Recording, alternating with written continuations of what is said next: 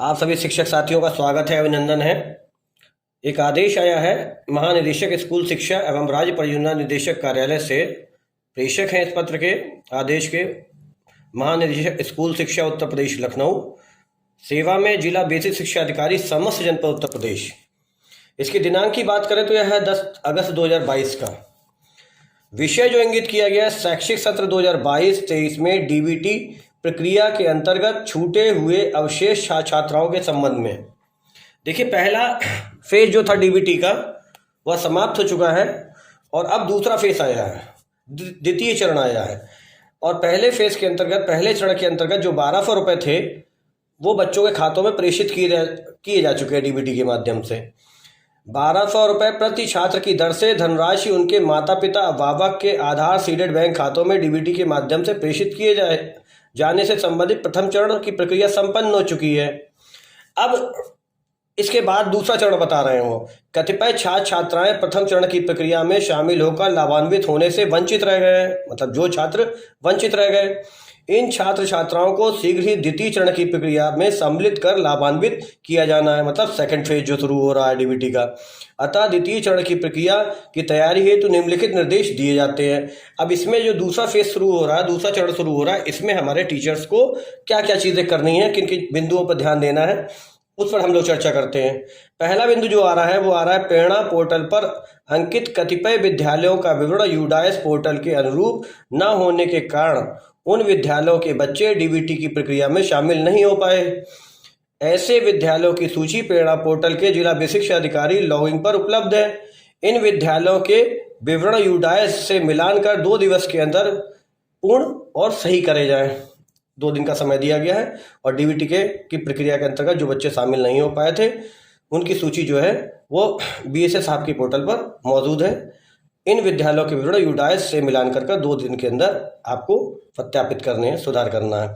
दूसरे बिंदु पे आ जाए।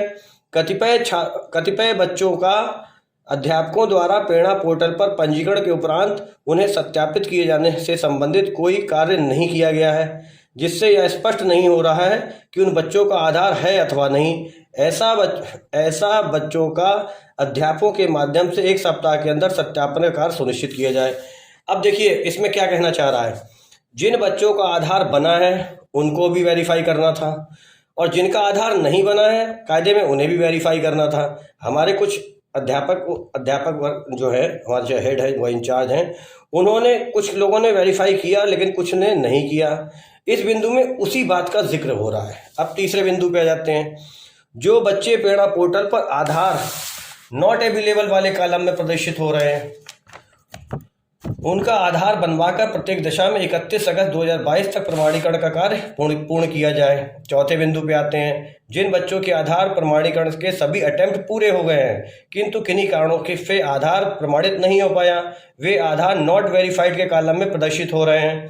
ऐसे बच्चों के आधार प्रमाणीकरण हेतु पुनः 3 अवसर दिए जा रहे हैं। अब ये विशेष चीज़ है भाई, आपके पास जब सब तीनों, मतलब आपके पास कोई अटेम्प्ट नहीं बचा था, अब दूसरे फेज में आके इन्होंने 3 अवसर और दिए हैं। अतः इन बच्चों का अद्यतन, मतलब अपडेट आधार विवरण इंटरनेट से डाउनलोड करना है, अगले 1 सप्ताह में प्रमाणीकरण का कार्य पूर्ण करना है।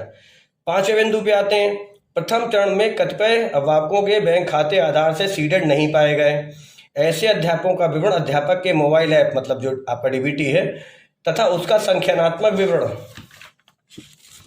डीबीटी के पोर्टल के आधार पर जिला बेसिक शिक्षा अधिकारी लॉगिंग और खंड शिक्षा अधिकारी लॉगिंग पर ही प्रदर्शित हो रहा है। उन अभिभावकों को प्रेरित करते हुए बैंक खातों को आधार से सीड कराए जाने के संबंध में प्रभावी कार्रवाई सुनिश्चित की जाए। अब देखिए, अब समझने का प्रयास करते हैं कि यहाँ पर क्या करना है। देखिए साथियों, यहाँ पर बताया जा रहा है कि आप आधार वेरिफिकेशन पर जब आप काम कर रहे थे, जितने भी अवसर आपके पास थे वो अटेम्प्ट पूरे हो चुके थे, समाप्त हो चुके थे। अब 3 अवसर आपको और दिए जा रहे हैं। ये जो बिंदु आपका 4 और 5 कहता है, सीडेड बैंक खाता या अनसीडेड बैंक खाता है, वह आपके डीबीटी जो ऐप है में आ चुका है। आप वहां से देख लें कि किन बच्चों के खाते सीडेड हैं और किन के अनसीडेड हैं। ये मुख्यतः इस बिंदु के अंतर्गत बताया गया है। अब अगला बिंदु पे आते हैं, 6 नंबर पर। प्रथम चरण में कतिपय छात्र छात्राओं के विवरण को सस्पेक्टेड के रूप में चिन्हित किया गया है, जिनका विवरण डीबीटी पोर्टल के जिला विशेष शिक्षा अधिकारी लॉगिंग और खंड शिक्षा अधिकारी लॉगिंग पर प्रदर्शित भी हो रहा है। उन बच्चों के विवरण को गहनता से परीक्षण किए जाने की आवश्यकता है। इनके विवरणों का परीक्षण कर 1 सप्ताह के अंदर सत्यापित किया जाना चाहिए। उक्त निर्देशों का कड़ाई से अनुपालन सुनिश्चित किया जाए। भवदीय में जो नाम दिया गया विजय किरण आनंद जी। अब देखिए हम मुख्य चीज़ों पे आ जाते हैं जो इसके सार बताया गया है। ऐसे बच्चे जो सस्पेक्टेड के रूप में हैं वह बीएसए सर की और जो हम बीओ सर हैं उनकी लॉगिंग पर आईडी पर दिख रहे हैं। उसकी हमें गहनता से जांच करनी है, गहनता से परीक्षण करना है, उसे सत्यापित करना है। दूसरी बात किन चीज़ों पे कहा गया, फोकस किया गया है, डीबीटी का यह जो दूसरा फेज शुरू हुआ है या शुरू होने वाला है, उससे पहले ही हम लोगों को कुछ जो गलतियां हैं या जो कमियां हैं उनमें सुधार कर लेना है। चाहे वह बैंक खाते से संबंधित सीटेट की बात हो रही हो या फिर सस्पेक्टेड की बात हो रही हो या वो बच्चे जिनका आधार वेरिफिकेशन अभी नहीं हुआ है उसकी बात हो रही हो या उन बच्चों की हो रही हो जिनका आधार का प्रमाणीकरण का अटेम्प्ट समाप्त हो गए हैं और उन्हें 3 अवसर और दिए जा रहे हैं। उन्हें सभी छात्रों के सत्यापन के लिए 3 अवसर और प्रदान किए गए। यह डीबीटी के दूसरे चरण की तैयारी की शुरुआत के निर्देश दिए गए हैं, जो मैंने बिंदुवार आप सभी साथियों को के सामने रखने का प्रयास किया है। बहुत बहुत धन्यवाद साथियों। मेरे इस YouTube चैनल को आप सब्सक्राइब करें, लाइक करें और शेयर करें। Thank you very much. जय हिंद।